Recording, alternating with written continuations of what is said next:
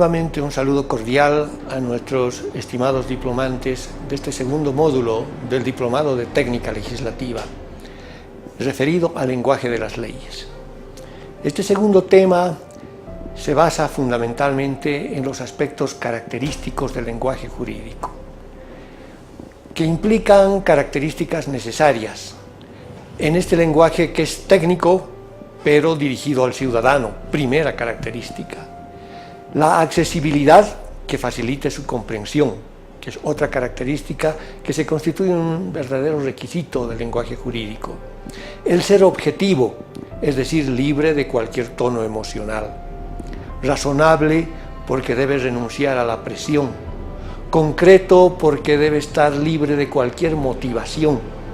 Y conciso, libre de doctrina o enseñanza, es decir, la parte motivacional, la parte justificativa, la parte explicativa, no debe figurar en los textos resolutivos o dispositivos, tanto de instrumentos judiciales como legislativos.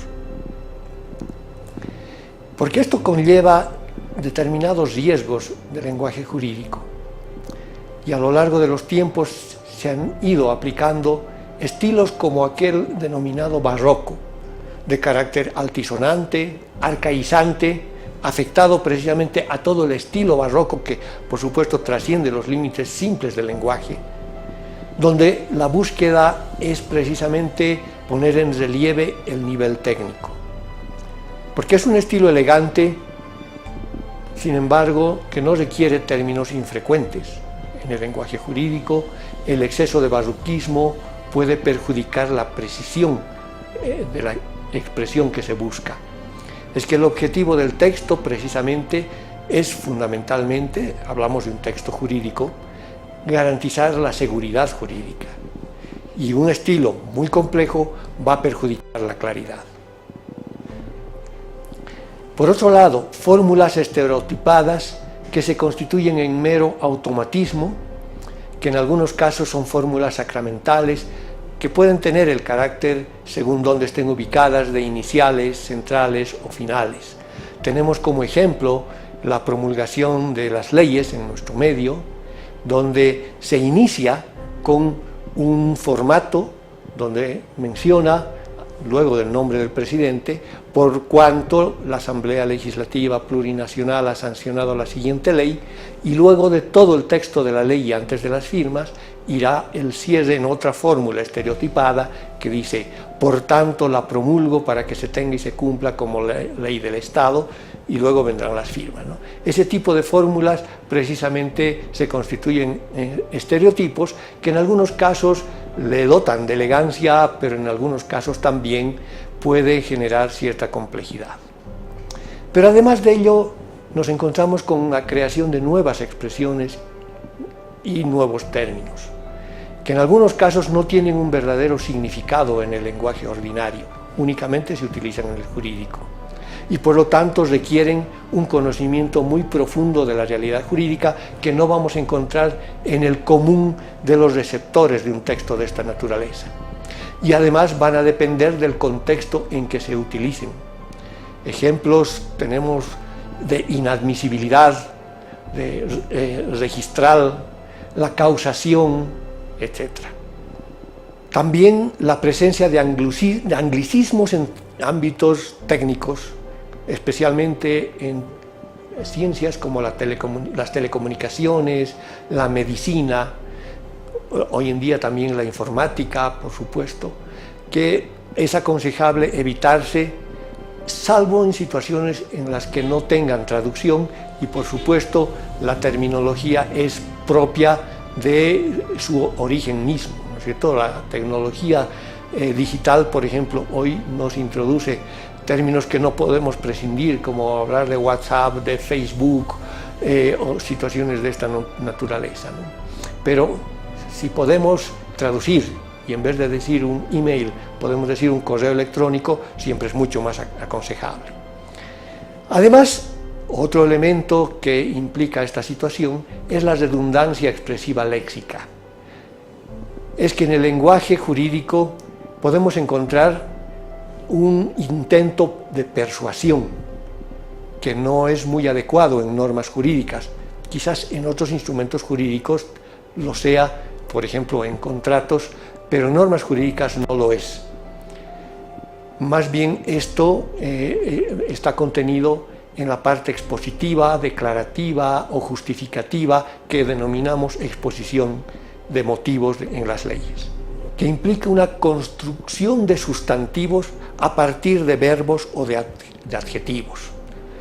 La nueva legislación procesal civil, por ejemplo, ha introducido términos como el desapoderamiento, ¿cierto?, que a partir de verbos o adjetivos está construyendo un sustantivo sin significancia en otro ámbito del lenguaje que no sea el jurídico, que puede ser admisible en un lenguaje cotidiano, pero que debe ser cuidado minuciosamente en el lenguaje jurídico. Y en muchos casos, a veces por cierta elegancia, va a generar algunas situaciones que pueden convertirse en ininteligibles. Cuando decimos, en vez de leer, proceder a la lectura, por ejemplo, puede que le dé elegancia, pero en algunas circunstancias esta situación puede implicar ciertas redundancias. En cuanto a las construcciones pasivas, que en muchos casos ocultan la identidad del agente de la acción, se despersonaliza, y esto tiene como un fin de exencionar la responsabilidad del agente de la acción a la que se refiere la terminología que se está usando. La hipotaxis, que implica una relación de dependencia entre oraciones, y esto hace que las oraciones sean demasiado extensas, que en muchos casos puede simplificarse en una sola o en mucho menos palabras y en mucho menos construcciones gramaticales y sintácticas. La parataxis, donde se subordinan oraciones de manera yuxtapuesta unas sobre otras. También encontramos entre estas características el abuso del imperfecto subjuntivo, el abuso del gerundio, en algunos casos también el mal empleo o excesivo empleo de mayúsculas, en algunos casos inapropiado, en algunos casos excesivo, porque hay una tendencia a su proliferación o en algunos otros casos a su desaparición. Lo aconsejable es que deben restringirse lo máximo posible. Las abreviaturas, muy poco aconsejables en textos jurídicos, no permiten una inteligibilidad y una interpretación adecuada. Y cuando tenemos que utilizar siglas, siempre es importante añadirse al texto completo. Si decimos yacimientos petrolíferos fiscales bolivianos, añadido a la sigla IPFB, ¿verdad? De manera que la sola sigla, en muchos casos, puede ser entendible o inteligible para los expertos, para quienes están en el ámbito sobre el cual se está versando ese texto, pero no sea inteligible para el común de quienes tienen que leer, interpretar y aplicar esa norma. Si hablamos, por ejemplo, de la LMAD, quizás quienes están en el medio entenderán que estamos hablando de la Ley Marco de Autonomías y Descentralización, pero muchas personas, muchos lectores no van a entenderlo de esa manera. De ahí que surgen propuestas de estilo para textos jurídicos, porque los textos jurídicos tienen que tener una redacción que sea aplicable también en el ámbito legislativo. Es que los vicios del lenguaje jurídico, a los que nos hemos referido en algunos casos anteriormente, van a ser perjudiciales para la claridad, y la claridad es la principal característica de su redacción. La claridad está relacionada íntimamente con la seguridad jurídica. En la medida que un texto jurídico es claro, el ámbito de aplicación e interpretación va a ser también claro y libre de contradicciones y posibles generaciones de conflictos, porque la seguridad jurídica y claridad deben primar sobre la estética, lo elegante o lo ornamental. Por su parte, el lenguaje jurídico y sus defectos perjudican la precisión, lo que no quiere decir que se tenga que perder la elegancia y el estilo. Más bien buscar esa compleja combinación entre lo que es claridad, precisión y elegancia.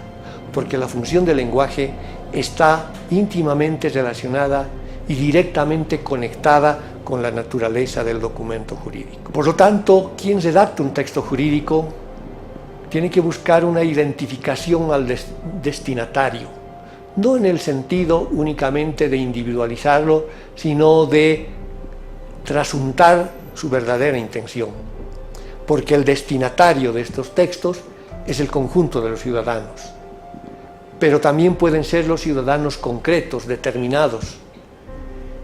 Y en las leyes encontramos dos tipos de paradojas. La paradoja del objeto, que en muchos casos está producida por desajustes del lenguaje y los receptores, y la paradoja del contenido, que precisamente está imbuida de la ambigüedad y de la complejidad que implica la terminología y el sentido y alcance de la norma. Como corolario de este segundo tema de nuestro módulo, podemos decir que el lenguaje de los juristas está caracterizado por una serie de rasgos que no precisamente van a comportar un estilo equivocado o un estilo defectuoso, sino más bien en muchos casos es la consecuencia necesaria de este perfil técnico y especializado, casi natural. Es un estilo de redacción o modalidad de un lenguaje que hace a la formación de la propia mentalidad y la estructura de pensamiento como tiene toda profesión. Sin embargo, es también fácil advertir que en muchos casos estos rasgos producen efectos perjudiciales, ya sea porque dan lugar a una redacción errónea o emanan de una redacción errónea, también dependiendo, una redacción excesivamente compleja o sencillamente y directamente incomprensible para los ciudadanos, poco inteligible y de difícil interpretación y aplicación. Entre los diferentes rasgos, por lo tanto, del lenguaje de los juristas, podemos identificar precisamente un gusto por el lenguaje, en muchos casos excesivamente barroco y arcaizante, lo que de alguna manera pretende y busca un rasgo de elegancia en su redacción. En muchos casos va a producir más bien efectos negativos al hacer excesivamente complejo y difícil el entendimiento del documento del que pueda tratarse. También esto se caracteriza en que el lenguaje jurídico, por el empleo de muchas fórmulas estereotipadas, de lo que eran muy amigos los romanos, sobre todo en muchos casos donde determinada forma, determinada manera de decir las cosas generaba o no determinados efectos. Y estas fórmulas estereotipadas o estos términos muy técnicos, en algunos casos conservando su propia forma latina originaria, se constituye, por lo tanto, en una característica con resultados disímiles y diversos. Sin embargo, es también un rasgo del lenguaje jurídico el empleo de la voz pasiva, no muy aconsejable, en textos de redacción, en que muy fácilmente podría sustituirse por oraciones activas, que resultan mucho más cercanas al lenguaje cotidiano y más directas para su entendimiento. No faltan en el lenguaje de los juristas numerosos adjetivos que en muchos casos van a responder a la necesidad de enfatizar la idea que se pretende transmitir, si bien en otros supuestos puede considerarse que son elementos ornamentales, pero son perfectamente prescindibles cuando se trata de estas características en aras de su mejor entendimiento, mejor interpretación y mejor aplicación. No van a faltar en el lenguaje jurídico errores comunes que se advierten de la misma manera en el lenguaje cotidiano. La tendencia al uso excesivo de mayúsculas, el empleo de abreviaturas, acrónimos, pero una vez identificados los rasgos esenciales del lenguaje jurídico, es muy posible aislar las características principales que deben presidir el buen estilo, que no puede estar ausente. El estilo en la redacción de documentos de contenido jurídico, que implican lo que hemos mencionado, esa trilogía de claridad, precisión y elegancia. Es que la forma adecuada, que en algunos casos es imprescindible, debe combinar estas tres características. Y esto va a depender de dos vectores principales: la función del lenguaje, que podrá ser normativa o persuasiva, y el destinatario del mensaje, que podrá ser general, nos referimos a todos los ciudadanos, o particular, un ciudadano o un órgano administrativo o judicial. Agradeciendo nuevamente la atención, quedamos conmigo hasta ahí y nos volvemos a encontrar en el próximo tema de este apasionante e interesante módulo.